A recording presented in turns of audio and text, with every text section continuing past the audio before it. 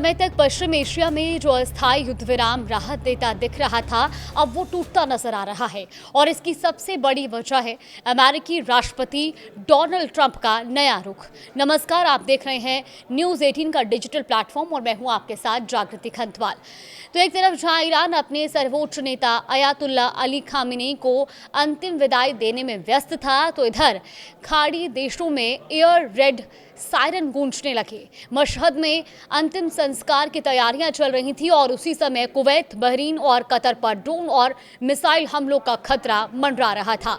यानी ये अब सिर्फ अमेरिका और ईरान की लड़ाई नहीं रह गई है, ये संघर्ष अब पश्चिम एशिया की शक्ति, राजनीति, वैश्विक ऊर्जा और सुरक्षा को लेकर के दुनिया के समुद्री व्यापार से जुड़ा बड़ा संकट बन चुका है। अब सवाल है कि आखिर चिंगारी कहां से भड़की। देखिए, 7 जुलाई को होर्मुज स्ट्रेट से गुजरे 3 कमर्शियल जहाजों पर हमला हुआ। इनमें कतर और सऊदी अरब के तेल टैंकर भी शामिल थे। अमेरिका ने तुरंत इसका आरोप ईरान पर लगाया और जवाब में ईरान के सैन्य ठिकानों पर बड़े पैमाने पर हवाई हमले शुरू कर दिए। 2 दिनों में लगभग 170 ठिकाने निशाने पर आए।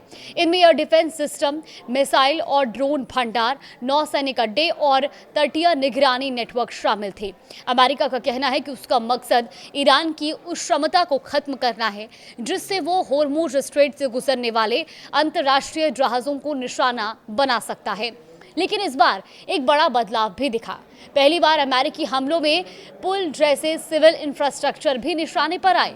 ईरान का आरोप है कि मशहद जाने वाले उन पुलों को भी निशाना बनाया गया जिनसे होकर खामेनी की अंतिम यात्रा गुजरने वाली थी।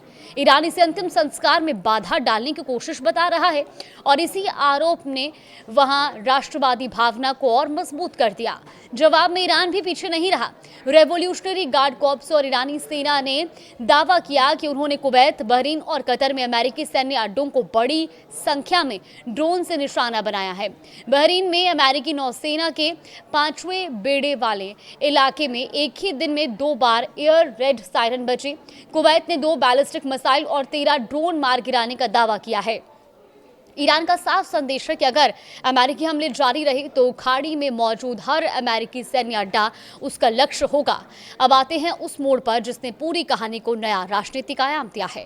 देखिए, अंकारा में हुए नाटो शिखर सम्मेलन में डोनाल्ड ट्रंप ने कहा कि जून में ईरान के साथ हुआ समझौता अब खत्म हो चुका है और वो आगे बातचीत नहीं करना चाहते। लेकिन अगले ही पल उन्होंने ये भी जोड़ दिया कि अगर दोनों पक्ष चाहें तो बातचीत जारी रह सकती है। यानी वही पुराना ट्रंप स्टाइल, एक तरफ सख्त बयान, दूसरी तरफ बातचीत का दरवाजा पूरी तरह से बंद भी नहीं। यही वजह है कि उनके बयानों को लेकर लगातार अनिश्चितता बनी हुई है। इसी दौरान ट्रंप ने ईरान के बिजली संयंत्रों, समुद्री जल को मीठा बनाने वाले प्लांट्स और यहां तक कि खार्ग द्वीप पर नियंत्रण की संभावना भी जताई है। याद रखिए, ईरान के लगभग 90% कच्चे तेल का निर्यात इसी द्वीप से होता है। उधर नाटो ने अपने संयुक्त बयान में सिर्फ 2 बातें दोहराई हैं। होर्मुज में समुद्री आवाजाही की स्वतंत्रता बनी रहनी चाहिए और ईरान कभी परमाणु हथियार हासिल ना कर सके। अब ध्यान देने वाली बात यह रही है कि नाटो ने किसी भी पक्ष का खुला सैन्य समर्थन नहीं किया। यानी भाषा बेहद संतुलित रखी गई है ताकि ये संकेत ना जाए कि नाटो सीधा इस संघर्ष का हिस्सा बन रहा है। लेकिन सवाल अब भी बना हुआ है कि क्या ये अब भी सिर्फ अमेरिका और ईरान की लड़ाई है या नाटो धीरे धीरे संघर्ष के दायरे में खींचता जा रहा है। उधर ईरान भी पीछे हटने के मूड में नहीं दिख रहा। संसद के स्पीकर मोहम्मद बगर गालिबाफ ने कहा कि अमेरिका अब भी ये नहीं समझ पाया कि धमकी और वादा खिलाफी की कीमत चुकानी पड़ती है। वहीं विदेश मंत्री अब्बास अराघची ने साफ कहा कि धमकियों के साए में कोई नहीं बातचीत संभव नहीं हो सकती है। इस पूरे संघर्ष में सबसे बड़ा बदलाव क्या है? देखिए, अब तक लड़ाई मुख्य रूप से सैन्य ठिकानों और ऊर्जा ढांचों तक सीमित थी, लेकिन अब पुल, परिवहन नेटवर्क और दूसरे सिविल इंफ्रास्ट्रक्चर भी निशाने पर हैं। अगर बिजली, पानी और परिवहन व्यवस्था पर हमला बढ़ा तो ये सिर्फ सैन्य संघर्ष नहीं रहेगा बल्कि बड़ा मानवीय संकट भी बन सकता है। इसी बीच तेल बाजार ने भी खतरे की संकेत दे दिए हैं क्योंकि दुनिया के समुद्री व्यापार का लगभग 5वां हिस्सा होर्मुज से गुजरता है। तनाव बढ़ते ही ब्रेंट क्रूड महंगा हुआ और अमेरिकी कच्चे तेल की कीमत 2 दिनों में 7% से ज्यादा बढ़ गई है। संयुक्त राष्ट्र की समुद्री एजेंसी के मुताबिक लगभग 6,000 नाविक अब भी इस क्षेत्र में फंसे हुए हैं। वहीं यूरोपीय संघ की विमानन सुरक्षा एजेंसी ने एयरलाइनों को अगस्त के अंत तक ईरान और इराक के हवाई क्षेत्र से बचने की सलाह दी है।